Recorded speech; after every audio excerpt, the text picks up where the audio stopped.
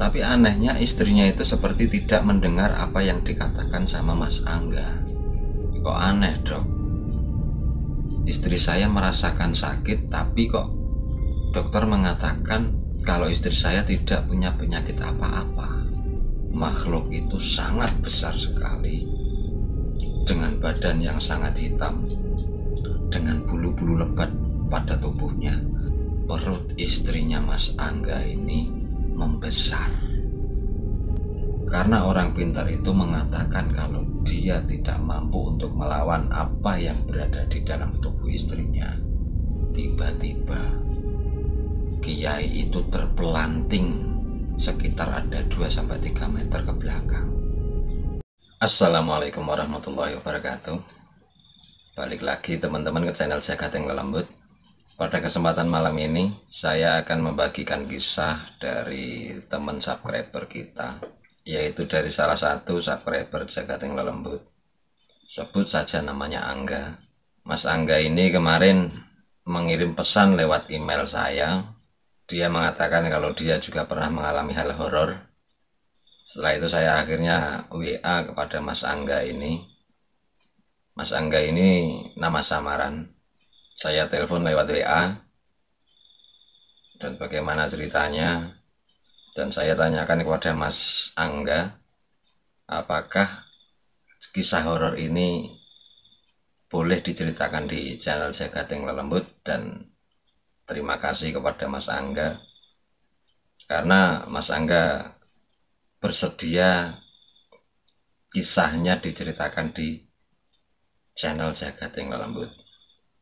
Tapi buat teman-teman yang juga punya cerita horor atau kisah horor, teman-teman juga bisa mengirim pesan ke email saya yang berada di sini. Nanti saya akan menceritakan kisah horor teman-teman di channel Jagat yang Lelembut. Makanya teman-teman jangan lupa like, komen, dan subscribe agar channel ini terus berkembang. Dan satu lagi, hidupin tombol loncengnya biar teman-teman tidak ketinggalan kisah horor dari channel Jagat yang Lelembut. Oke, nggak usah lama-lama. Bagaimana kisah dari Mas Angga? Mari kita simak bersama. Jagat yang Lelembut awe.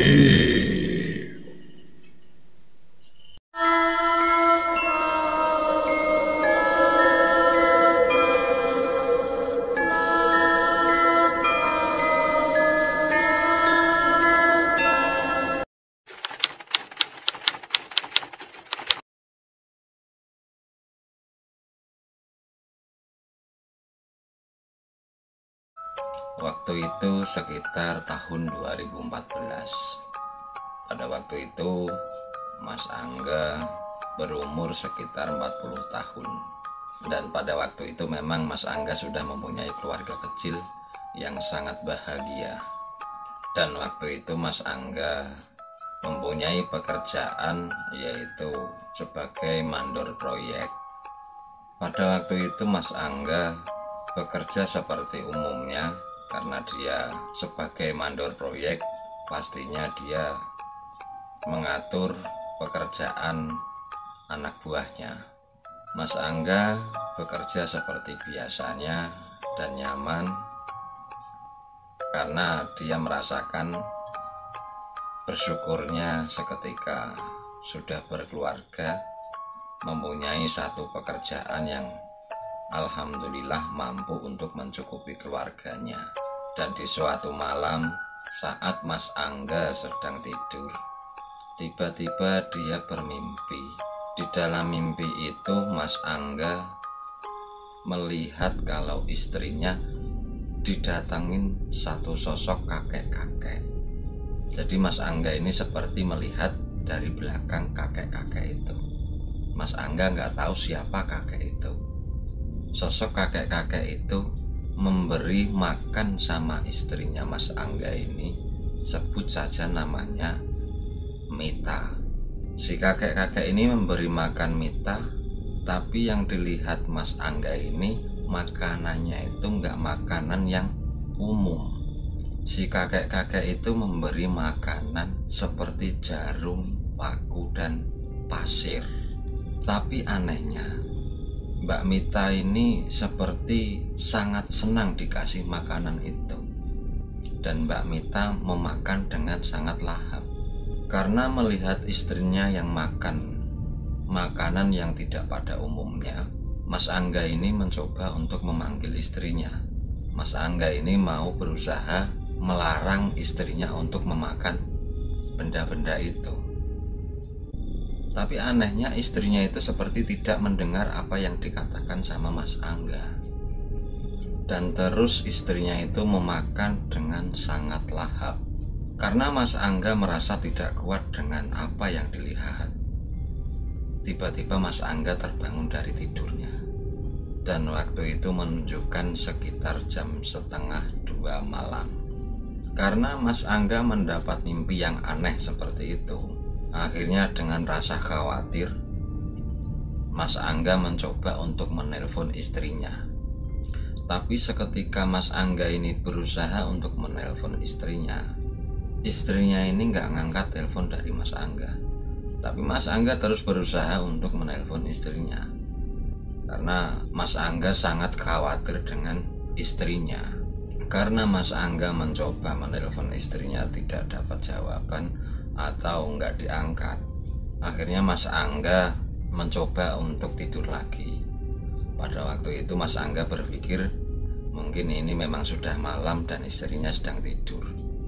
Mas Angga berpikir dia akan menelpon istrinya keesokan harinya. Makanya Mas Angga mencoba untuk tidur lagi. Dan di pagi harinya Mas Angga menelpon istrinya, yaitu Mbak Mita. Mas Angga ini menanyakan bagaimana keadaannya keluarga, bagaimana keadaannya di rumah. Dan istrinya menjawab kalau di rumah semuanya sehat, kalau di rumah semuanya baik-baik saja, nggak ada apa-apa. Tapi Mas Angga nggak cerita kalau mendapat mimpi yang kemarin dia alami. Karena mendapat kabar bahwa istri dan anaknya sehat semua, Mas Angga pun menjadi sedikit tenang. Dan waktu itu Mas Angga menutup teleponnya dan bekerja seperti biasanya. Tapi 3 hari kemudian HP Mas Angga ini berdering.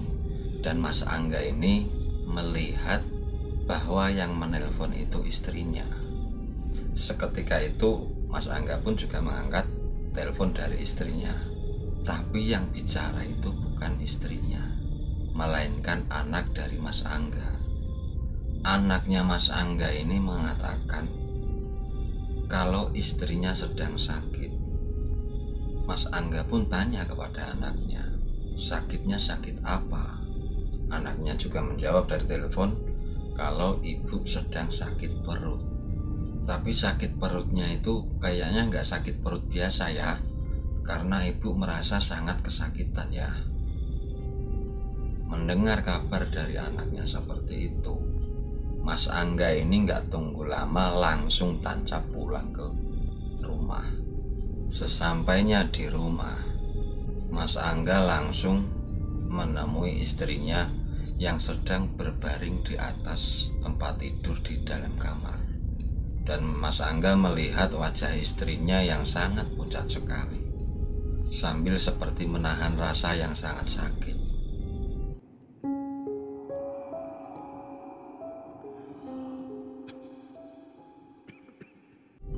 Dan Mas Angga ini bertanya kepada istrinya, "Bu, kamu sakit apa? Udah dicek ke dokter belum kemarin?"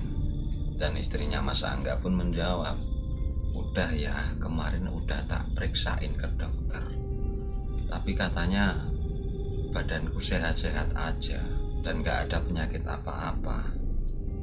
Dan saat aku meminum obat dari dokter, sebentar itu bisa sembuh ya. Tapi setelah 2 jam rasa sakit pada perut ibu ini kambuh lagi ya. Dan sangat sakit sekali ya." Karena istri Mas Angga mengatakan seperti itu, Mas Angga pun mengajak istrinya untuk periksa ke dokter spesialis dalam, karena Mas Angga khawatir nanti ada penyakit di dalam lambungnya istrinya. Nggak nunggu istirahat, Mas Angga langsung mengantarkan istrinya ke dokter spesialis dalam. Dan apa kata dokter itu? Mbak Mita tidak punya penyakit apa-apa. Mas Angga pun bingung, dan Mas Angga ngomong sama dokter itu, kok aneh dok, istri saya merasakan sakit, tapi kok dokter mengatakan kalau istri saya tidak punya penyakit apa-apa. Maksudnya ini apa dok? Karena mendapat pertanyaan dari Mas Angga, dokter itu pun menjelaskan kalau hasil tes dari alat medis Mbak Mita dinyatakan tubuhnya sehat semua, karena memang dari alat ini tidak menemukan penyakit apa-apa dari Mbak Mita. Semuanya sudah dicek sama dokter, tapi hasilnya memang nggak ada penyakit apa-apa. Makanya dokter menyatakan kalau Mbak Mita sangat sehat dan nggak punya penyakit apa-apa. Karena mendapat jawaban dari dokter seperti itu, Mas Angga pun makin bingung. Kok aneh, istrinya merasakan sangat sakit di bagian perutnya, tapi setelah dicek dengan alat medis kok nggak ada penyakit apa-apa. Tapi Mas Angga ini lupa kalau kemarin dia mendapat mimpi tentang Mbak Nita.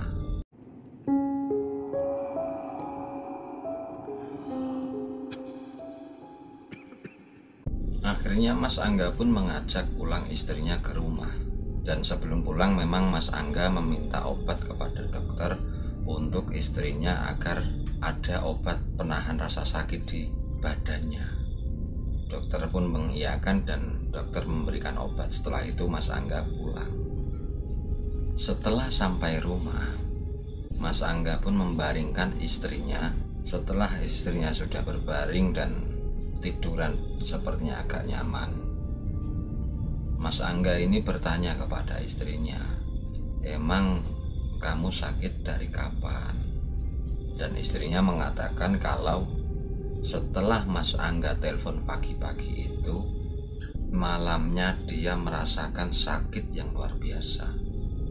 Mas Angga pun ingat kalau Mas Angga waktu itu bermimpi kalau istrinya sedang makan paku, jarum dan pasir dan sebagainya. Seketika itu Mas Angga pun langsung berpikir, berarti ini memang ada hubungannya dengan mimpinya kemarin. Setelah itu Mas Angga menyuruh istrinya untuk minum obat dan beristirahat, dan Mas Angga pun menemani istrinya di dalam kamar sembari tiduran. Sembari tiduran itu Mas Angga berpikir, istrinya ini sakit apa? Apa ada hubungannya dengan mimpinya kemarin itu? Tapi karena Mas Angga tidak menemukan jawaban dalam pikirannya, Mas Angga pun gak mau banyak berpikir. Mas Angga hanya berpikir mungkin istrinya memang sakit lambung atau sejenisnya.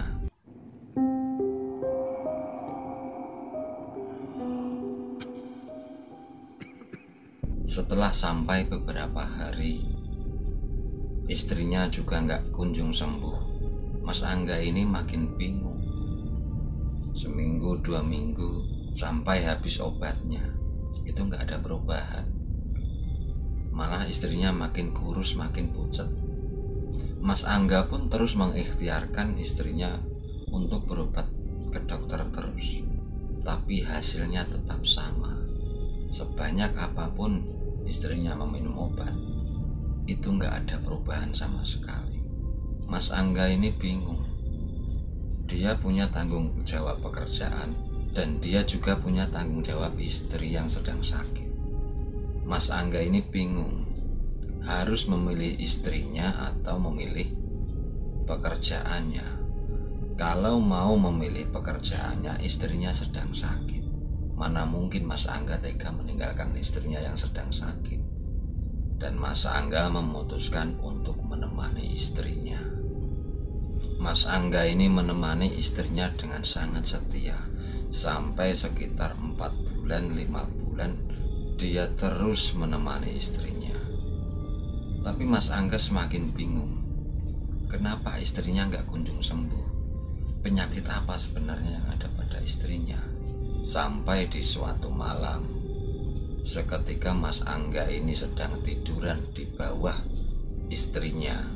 Jadi posisinya itu istrinya tidur di atas tempat tidur dan suaminya ini tidur di lantai. Waktu itu Mas Angga bermimpi. Dia melihat istrinya yang sedang tidur di atas tempat tidur. Ada yang menindih dia. Makhluk itu sangat besar sekali, dengan badan yang sangat hitam, dengan bulu-bulu lebat pada tubuhnya, dengan mata yang sangat merah. Makhluk itu menindih istrinya. Dan apa yang dilakukan makhluk itu? Dia duduk di atas perut istrinya sambil mencapik-capik perut istrinya.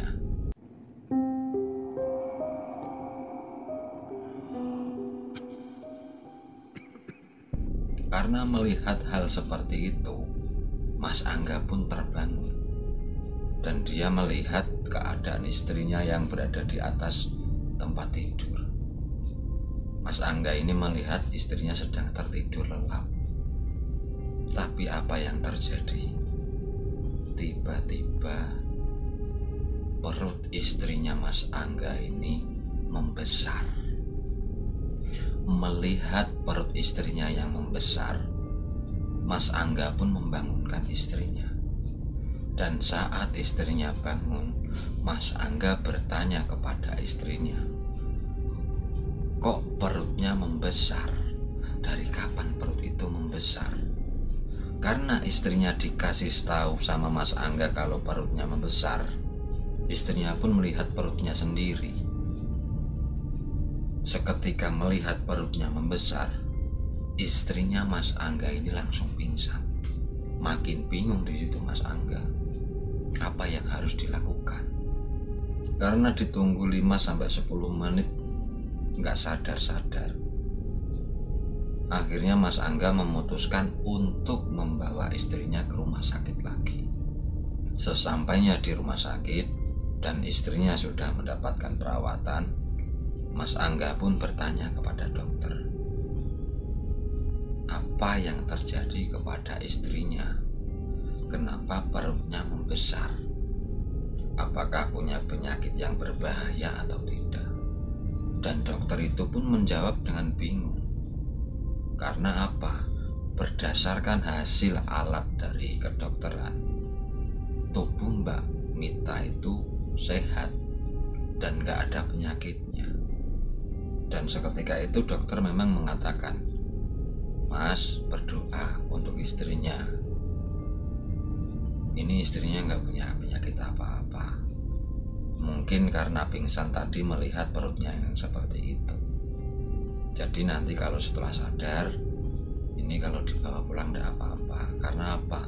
Memang nggak ada penyakit apa-apa. Dan tubuh istrinya Mas itu memang normal semua." Mendapat jawaban seperti itu, pikirannya Mas Angga itu semakin buntu. Dia berpikir, kalau hasil medis menyatakan tidak ada penyakitnya, lah terus penyakit istrinya ini penyakit apa? Di saat itu memang Mas Angga tidak bisa menemukan jawaban apa-apa. Karena memang Mas Angga tidak pernah berpikir sampai ke arah hal gaib atau sebangsanya. Akhirnya setelah istrinya Mas Angga sadar, Mas Angga pun mengajak istrinya untuk pulang. Setelah sampai rumah, melihat keadaan istri yang seperti itu, Mas Angga menangis sambil mencium tangan istrinya. Mas Angga ini mengatakan, "Sebenarnya kamu itu sakit apa sih? Kok semua kedokteran menyatakan kalau kamu sehat, tapi keadaan kamu itu seperti itu?"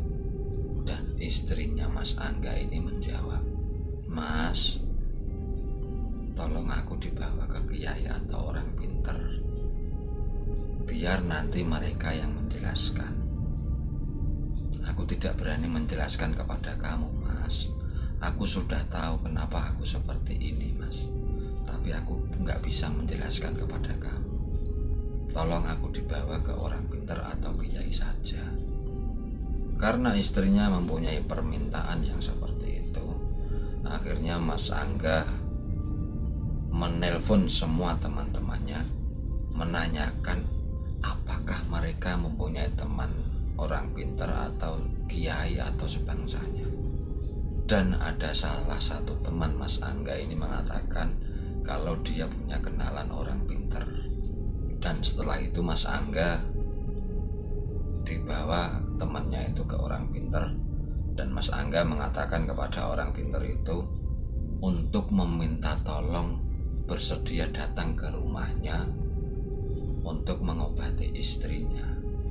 Kenapa Mas Angga meminta orang pintar itu untuk datang ke rumahnya? Karena Mas Angga nggak tega melihat istrinya yang sedang sakit semakin parah dibawa kemana-mana. Dan baiknya orang pintar itu, dia bersedia datang ke rumahnya. Dan di waktu malam itu, akhirnya orang pintar itu datang ke tempatnya Mas Angga. Dan apa yang terjadi? Orang pintar itu belum sampai masuk ke rumahnya Mas Angga, orang pintar itu sudah mengatakan, "Mas, maaf saya nggak jadi masuk. Ini bukan lawan saya pulang saja." Lu Mas Angga bingung, belum masuk kok orang pintar itu sudah mengatakan seperti itu. Dan Mas Angga pun bertanya, "Lu kenapa Pak? Maksudnya apa? Ini bukan lawannya Bapak." Dan orang pintar itu menjawab, "Enggak Mas, saya pulang saja. Tolong carikan orang yang lebih kuat daripada saya, mungkin kiai atau sebangsanya." Karena orang pintar itu mengatakan kalau dia tidak mampu untuk melawan apa yang berada di dalam tubuh istrinya. Mas Angga pun berpikir, berarti benar, ini adalah santet. Berarti istriku disantet orang. Setelah itu akhirnya Mas Angga pun menelpon teman-temannya lagi, menanyakan apakah mereka mempunyai kenalan kiai atau ustadz-ustadz. Sambil menunggu kabar dari teman-temannya, sakit istrinya ini malah semakin parah. Setiap istrinya mau makan, mutah, mau minum, mutah. Jadi sekitar waktu 3 bulan Mas Angga ini ingat kalau istrinya ini sudah nggak makan dan sudah nggak minum. Tapi anehnya perut istrinya Mas Angga ini malah semakin membesar. Dan di saat Mas Angga menemani istrinya, tiba-tiba HP Mas Angga ini berbunyi. Dan Mas Angga mengangkat HP-nya, ternyata itu dari temannya. Kalau temannya itu mempunyai kenalan kiai. Setelah dikasih tahu di mana tempatnya kiai itu, Mas Angga pun datang ke tempat kiai itu. Tapi Mas Angga tetap sendiri. Mas Angga meninggalkan istrinya di rumah karena Mas Angga nggak tega kalau istrinya dibawa kemana-mana. Sesampainya di tempat kiai itu, Mas Angga mengatakan apa niatnya, apa tujuannya. Dan kiai itu pun mengatakan, "Oh iya Mas, nanti coba tak ke tempatnya sampean." Dan di malam itu akhirnya sang kiai pun datang ke rumahnya Mas Angga. Dan di saat kiai itu masuk ke dalam rumahnya, kiai itu mengatakan, "Mas, ini luar biasa. Saya khawatir kalau saya tidak mampu Mas. Sepertinya ini terlalu berat buat saya." Karena kiai mengatakan seperti itu, Mas Angga pun bertanya, "Maksudnya gimana Pak Kiai?" Dan kiai itu pun menjelaskan, "Ini yang menyantet istrimu ini bukan orang main-main Mas. Dia mempunyai ilmu hitam yang sangat tinggi. Tapi biarkan saya mencoba Mas." Mas Angga pun mempersilahkan kiai itu untuk mencoba mengobati istrinya. Nggak lama kiai itu menyentuh perut istri Mas Angga. tiba-tiba kiai itu terpelanting sekitar ada 2-3 meter ke belakang. Mas Angga pun kaget melihat sang kiai terpental dengan sangat jauh. Mas Angga pun mencoba menolong sang kiai. Mas Angga melihat dari bibir kiai itu keluar satu cairan darah. Mas Angga pun bertanya, "Gimana kiai? Kenapa kiai terpelanting seperti ini?" Dan kiai itu mengatakan, "Mas, saya belum mampu. Mas berdoa aja ya. Mohon maaf, ini bukan tandingan saya memang. Saya masih kalah, Mas. Tadi dari awal saya mengatakan kalau ini yang mempunyai ilmu sudah tingkat tinggi. Mas berdoa aja semoga istrinya secepatnya dikasih pertolongan dari Allah Subhanahu wa Ta'ala." Karena kiai mengatakan seperti itu, dengan perasaan sedih, Mas Angga pun mengiyakan dan sang kiai itu pun berpamitan.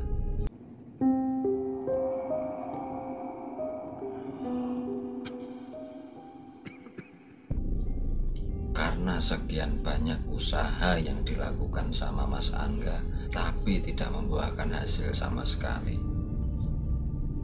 Mas Angga pun makin bingung. Sampai sekitar 1 tahun istrinya Mas Angga belum juga kunjung sembuh, dan keuangan Mas Angga sudah habis-habisan untuk mengobatkan istrinya. Karena memang Mas Angga sudah tidak punya apa-apa lagi. Mas Angga hanya bisa berpasrah kepada Allah. Kalau memang istrinya sudah waktunya untuk dijemput, jemputlah dengan baik-baik. Tapi kalau istrinya masih diberi kesembuhan, tolonglah ya Allah, secepatnya kirim malaikatmu untuk memberikan kesembuhan kepada istriku. Seperti itu doanya Mas Angga. Sampai 1 tahun lebih, perut istrinya Mas Angga ini malah semakin membesar, dan Mas Angga nggak bisa berbuat apa-apa. Mau dibawa ke dokter, Mas Angga sudah tidak punya uang. Mau dibawakan ke kiai, nggak enak hati kalau menyuruh kiai, tapi hanya meminta tolong semata.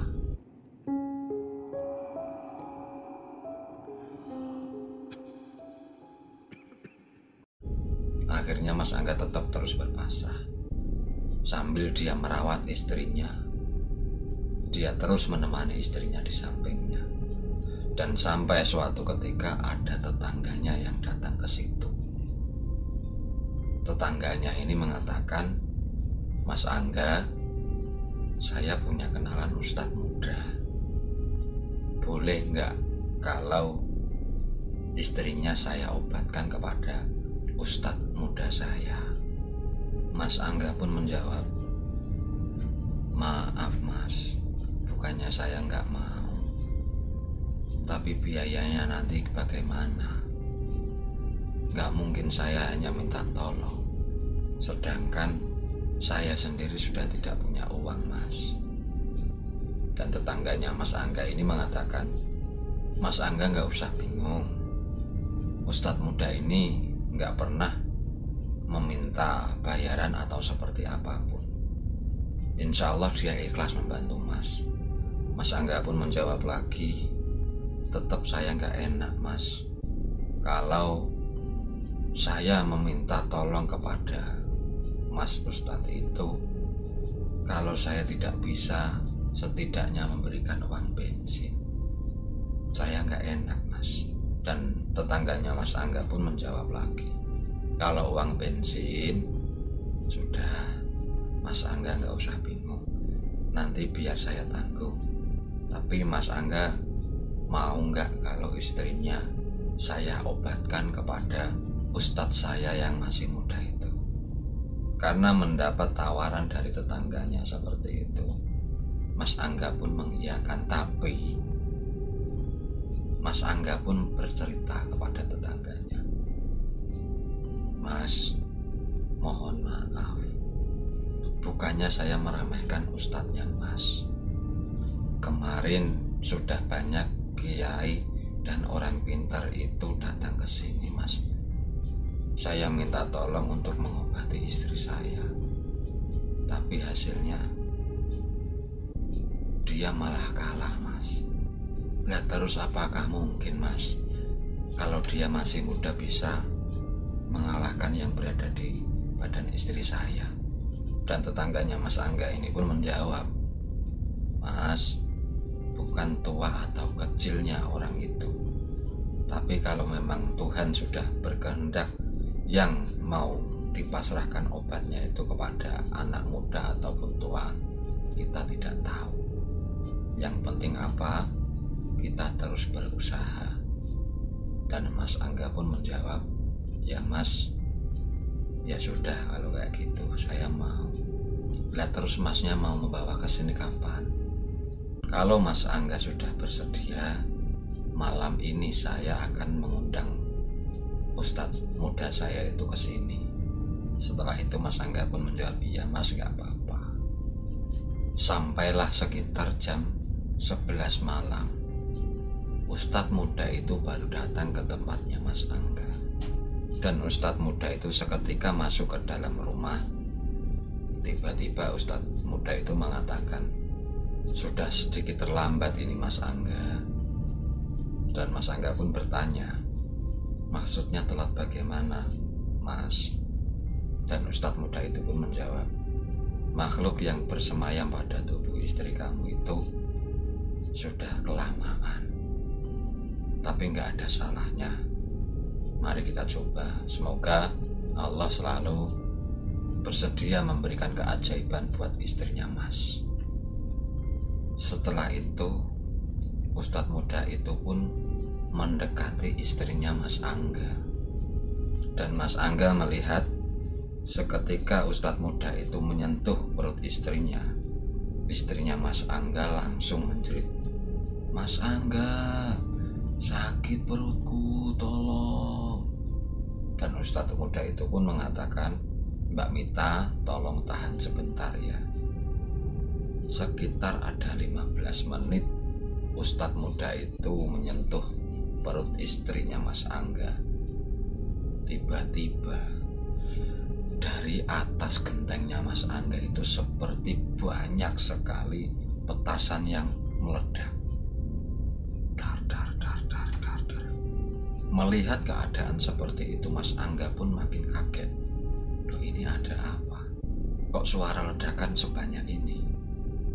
Dan anehnya, sepertinya Ustadz muda itu tahu apa yang difikirkan oleh Mas Angga.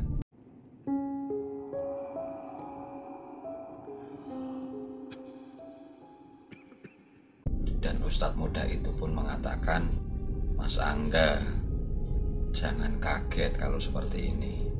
Ini bukan main-main Mas. Berdoa ya Mas, terus baca sholawat di dalam hatinya Mas. Semoga istrinya Mas lekas sembuh. Dan Mas Angga pun menjawab, iya Mas, amin. Sekitar ada setengah jam Ustadz muda itu sambil memutar tasbihnya dan menyentuh perut istrinya Mas Angga. Mas Angga melihat sepertinya Ustadz muda itu mengeluarkan kekuatannya yang sangat besar, tapi memang tidak terlihat di matanya Mas Angga. Dan istrinya pun terus mengerang kesakitan. Karena memang Ustadz muda itu mengatakan gak usah ditolongin, Mas Angga pun menuruti apa kata Ustadz muda itu. Dan lama-lama memang Mas Angga terus memandang ke Ustadz muda itu. Dan apa yang dilihat Mas Angga? Ustadz muda itu sama mengeluarkan darah dari bibirnya. Ustadz muda itu sambil memejamkan mata. Dan sepertinya dia terus berdoa. Mas Angga melihat dari bibirnya keluar darah. Dan terus suara ledakan dari atas gentengnya Mas Angga nggak berhenti. Dan samar-samar Mas Angga mendengar Ustadz muda itu mengatakan, kamu sudah tua. jangan pernah berani dengan sama yang muda. Kalau kamu masih mau meneruskan apa yang kamu lakukan kepada anakmu, saya pun akan meneruskan apa yang akan saya lakukan kepada kamu. Dan tiba-tiba Mas Angga melihat Ustadz muda itu menekan keras perut istrinya, sampai istrinya pun menjerit sangat keras sekali. Dan apa yang terjadi? Perut istrinya Mas Angga sudah pulih seperti biasa. Dan setelah perut istrinya Mas Angga sudah pulih, Ustadz muda itu mengucapkan Alhamdulillahirabbil alamin sambil mengusap darah yang ada pada bibirnya. Ustadz muda itu mengatakan, Alhamdulillah Mas Angga, makhluk dan semacamnya yang ada pada tubuh istri kamu sudah bisa saya kalahkan. Dan kita tunggu sebentar lagi, akan ada orang yang datang ke sini. Karena Mas Angga masih bingung dengan siapa yang akan datang nanti, Mas Angga pun bertanya, maksudnya Mas Ustadz gimana? Siapa yang mau datang ke sini? Dan Ustadz muda itu pun menjawab, udah gak usah tanya dulu, nanti kalau ke sini sampean tahu sendiri kok. Dan Mas Angga pun menjawab, iya Mas Ustadz, apakah saya boleh mendekati istri saya lagi Mas Ustadz? Dan Ustadz muda itu pun menjawab, ya silahkan, ini sudah gak apa-apa. Nanti kalau memang ada barang yang keluar dari tubuh istri kamu, jangan kaget. Sembari Ustadz muda itu duduk dan disediakan teh sama tetangga saya, Ustadz muda itu pun minum teh. Sekitar ada 15 menit, istrinya Mas Angga ini memanggil Mas Angga. Mas, kok aku mau buang air besar, tolong antarkan aku ke belakang. Karena memang istrinya Mas Angga ini sudah nggak mampu berjalan sendiri. Akhirnya Mas Angga pun menggendong istrinya ke belakang.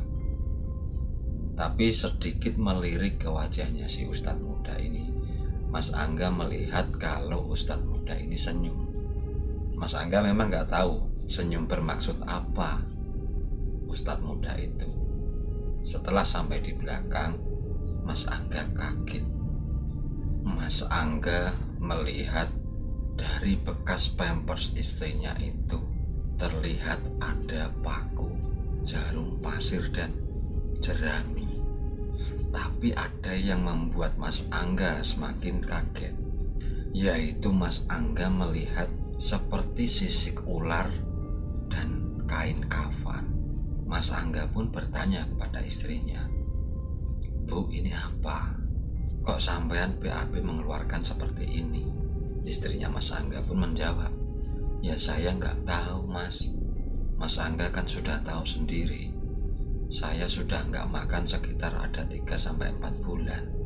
Tapi ya mana mungkin saya doyan benda seperti itu Mas. Setelah istrinya mengatakan seperti itu, Mas Angga baru sadar. Dulu setahun yang lalu, waktu Mas Angga masih bekerja, Mas Angga pernah bermimpi kalau istrinya sedang makan paku, sedang makan jarum pasir dan makanan yang gak layak untuk dimakan manusia. Dan setelah Mas Angga selesai membersihkan BAB istrinya, Mas Angga pun menggendong istrinya untuk dibawa ke depan lagi. Saat Mas Angga berjalan sambil menggendong istrinya, samar-samar Mas Angga mendengar ada suara yang gak asing berada di dalam ruang tamu yang sedang ngobrol sama Ustadz muda itu. Suara itu mengatakan kalau dia minta maaf kepada Ustadz muda itu. Dan sepertinya Ustadz muda itu juga sangat marah sekali sama orang itu. Dan sesampainya di ruang tamu, Mas Angga melihat orang yang sudah ngobrol itu ternyata bapak mertuanya sendiri. Dan Mas Angga ingat, ternyata selama istrinya sakit, bapak mertuanya sendiri itu tidak pernah menengok anaknya, yaitu istrinya Mas Angga. Karena Mas Angga melihat mertuanya datang ke situ, Mas Angga pun menyapa bapak mertuanya. Dan sambil Mas Angga membaringkan istrinya di atas tempat tidur. Dan apa yang terjadi? Sambil menangis, bapak mertuanya Mas Angga ini lari dan memeluk istrinya Mas Angga. Dan bapaknya Mas Angga ini mengucapkan kalau dia minta maaf kepada anaknya. Mas Angga karena mendengar bapaknya minta maaf, mungkin hanya berpikir kalau bapak mertuanya ini meminta maaf karena tidak pernah menjenguk istrinya. Tapi ternyata itu salah. Dengan keadaan bapak mertuanya yang masih menangis, Ustadz muda yang berada di belakangnya Mas Angga itu membentak mertuanya Mas Angga. Ustadz muda itu mengatakan, katakan sekarang, jujur sekarang, apa yang pernah kamu lakukan kepada anakmu dan menantumu? Mas Angga pun kaget, loh kenapa? Bapak mertuanya itu kok dimarahi sama Ustadz muda itu? Dan Mas Angga pun bertanya kepada Ustadz muda itu, Mas Ustadz, kenapa Mas Ustadz membentak mertua saya? Dan Ustadz muda itu menjawab, biarkan dia yang menjawab. Kalau tidak jujur, tunggu akibatnya. Sambil lirih bapak mertuanya ini menangis sambil memeluk anaknya atau istrinya Mas Angga. Mertuanya Mas Angga ini mengatakan kalau dialah yang menyandet anaknya sampai seperti ini. Mendengar kata-kata mertuanya yang aneh dan gak masuk akal itu, Mas Angga sangat kaget dan sangat kecewa sekali. Mas Angga pun dengan perasaan marah bertanya, loh kenapa bapak kok sampai tega mau membunuh anak bapak sendiri?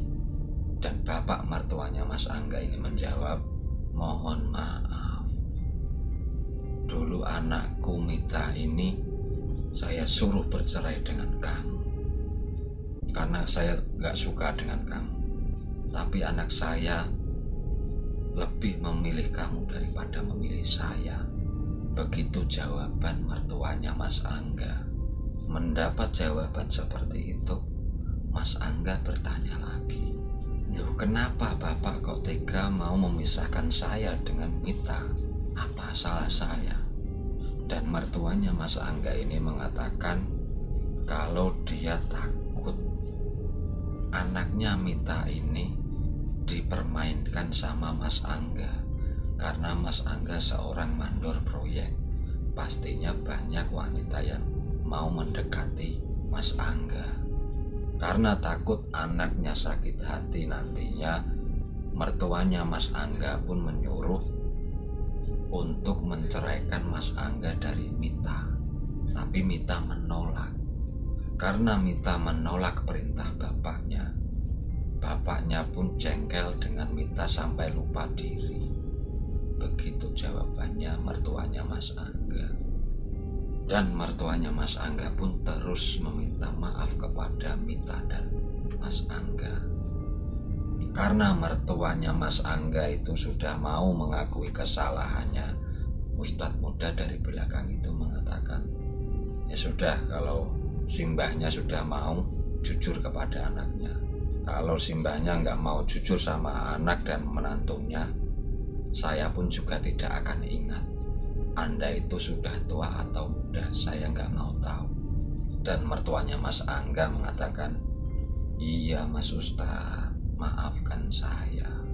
Dan setelah itu, akhirnya Mita istrinya Mas Angga sembuh. Tapi setelah 3 hari istrinya sudah merasakan kesembuhan, Allah berkehendak untuk memanggil istrinya Mas Angga.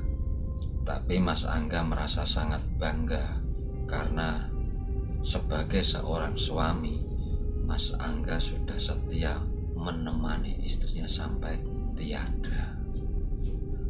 Mungkin juga karena istrinya Mas Angga sudah merasakan sakit yang cukup lama. Mungkin Allah lebih senang untuk memanggilnya karena Allah pasti sayang kepada Mbak Mita. Dan mungkin cukup sekian kisah dari Jagating Lelembut. Mungkin ini kisah sedih, dan saya berterima kasih juga kepada Mas Angga karena Mas Angga bersedia kisahnya saya ceritakan di Jagating Lelembut. Dan semoga kita bisa memetik hal positif dari kisahnya Mas Angga ini, yaitu agar kita selalu terus berdoa kepada Allah agar kita dijauhkan dari mara bahaya dan gangguan-gangguan iblis yang selalu mengintai kita. Mungkin sampai di sini dulu kisah dari Jagating Lelembut. Pesan dari saya, selalu kuatkan doa Anda, selalu kuatkan sholat Anda, selalu kuatkan ibadah Anda, agar tidak ada makhluk gaib yang mampu menyentuh Anda. Cukup sampai sekian dulu. Assalamualaikum, salam Jagating Lelembut.